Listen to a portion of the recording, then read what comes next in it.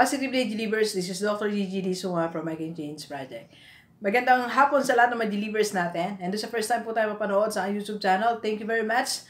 Please subscribe, click mo na po yan, Dr. Gigi Disunga. Okay, so, this 2019, make sure you learn this thing. What is that something? Or what is that one thing that you have to learn? Okay? This is your assignment. So, meron kang assignment. Bigyan natin. Assignment. Pag assignment, di ba, sinusulat po yan. So, isulat natin, my assignment this 2019. So, itong 2019, dapat may isang assignment. You have to, learn something new. That matters. That matters to your life. Okay?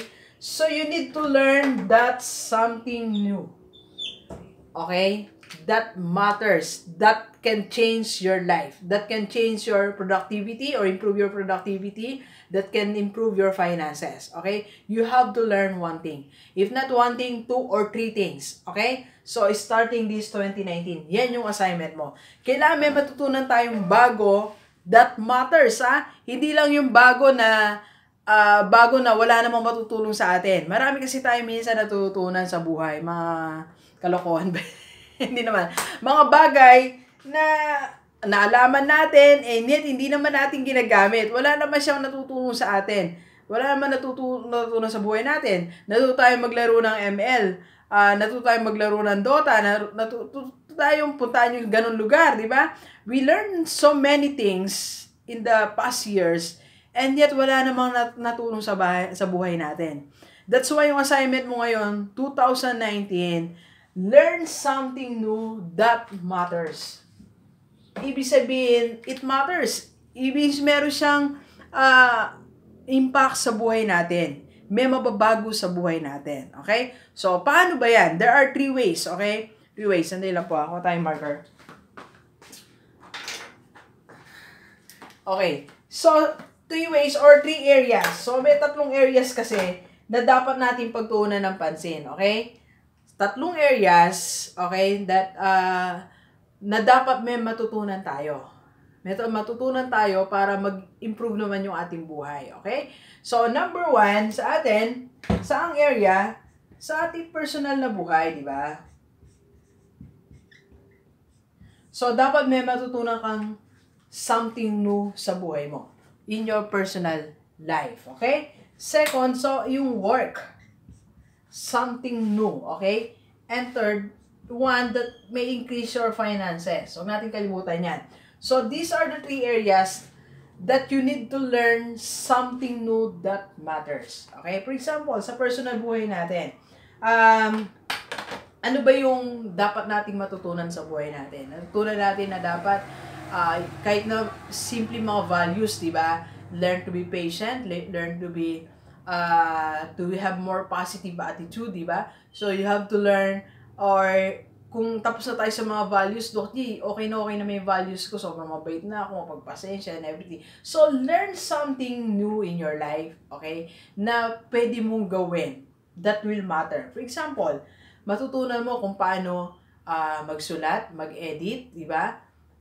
Matutunan mo paano magkaroon ng isang YouTube channel. By the way, kanina, siguro 5 yung nag-message sa atin. They want to learn how to have their own YouTube channel. Okay? So, it matters. When you have your own YouTube channel, you can build your audience. Especially kung meron ka pong business. Like in my case, I have small businesses. And I have my, I offer products and I offer services. And my YouTube channel helps me a lot. Kasi I have many followers, I have many viewers po. Okay? So, dapat sa personal nating buhay na meron tayo ba natutunan, na-add sa ating value. It adds to your value. Dahil sabi nga ni Jim Rohn, di ba? Add more value to yourself so that you can add value sa marketplace. Okay? So, paano mo madagdagan ng value ng sarili mo? You learn new skills, you learn new things, di ba? Kailangan matuno. Kung dati, Word and Love mo, baka ngayon pwede ka na mag-PowerPoint, mag-Excel, di ba? So, pansinin nyo sa office, di ba? Yung mga taong, napakakailangan sila ng company, yung maraming alam na skills, di ba? Pag nasira yung ganito, siya yung kaya-kaya niya yan. Kailangan mo ng MC, siya yan. Di ba? Kailangan mo ng ganito, dapat nandito siya kasi marami siyang talent. Meron akong kilala na talagang at least 2 people na pag may event kami, parang at least alam ko nandito yung 2 tao na ito because they can do more. Okay? Meron silang value. They add value to the company. Okay? So, yun yung sa personal mong buhay. You are improving yourself by learning new things, learning new skills. You learn something new in your personal life that matters. Okay? Second, sa work mo, learn something new in your work. Di ba? Learn something new in your work. Sabagay ko kanina, so, you learn, kung dati lahat, hingi ka ng tulong, ganito, sa lahat, hindi mo kaya, dahil hindi kaya gawin, you learn something new in your work. Diba? Learn something. If there is a need for you to hire someone na matutunan mo yung isang bagay na yan that is related to your work, then do it. Okay? Remember to learn something new this 2019. Ano yung bagong pwede mong matutunan? Kung ikaw ay OFW, you are working there, ano isang bagay na dapat mong natutunan? Baka it's high time na dapat alam mong i-operate yung machine na yan. Alam mo yung kung paano makipag-usap sa mga clients, kung paano sumagot sa phone, kung tamang conversation, di ba? The right way to deal with different types of clients, customers, di ba? So you have to learn new things this 2019. New things that matters to your work. Alright? And third is this one. Okay. So learn something new that matters to your finances. Dapat may matutunan tayong bago ngayon 2019 sa inyong finances, di ba? So like, dapat alam mo man na at least ngayon merong alam na isang investment. Di ba? Pag tinanong ka, ano yung prefer mo investment? So hindi yung nisip pa lang, what is investment? Ano nga ba, di ba? So at least alam mo man lang pag pinag-usapan ng investment, kaya mo lang sabihin ng iba't ibang klase na investment, di ba? Alam mo kung anong investment yung fit for your personality, for your finances. Di ba? Learn something new about your finances.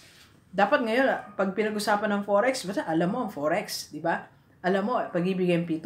Alam mo, how does it work when you are a member of co-op? Dapat may matutunan kang bago in your finances. Hindi ka lang basta kumikita ng pera, tas gastos lang ng gastos this 2019. Hindi pwede yon. Hindi rin pwede na kumikita ka, nagsisave ka lang, save ka ng save, so wala. Tapos, sabi ko nga, may previous vlog kanina. After that, wala na. Hindi mo na alam kung nasaan yung pera mong sinave. Diba? No, babawasan. Learn something new about finances. At least, alam mo man lang yung kay Robert Kiyosaki, diba? Yung the different ways, the rich dad, poor dad, diba? Alam mo man lang yung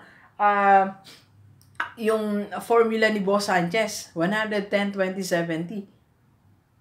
Diba? So, ang ibig sabihin, G-Leavers, this 2019, ang assignment mo, learn something new about finances. Dapat may matutunan tayo.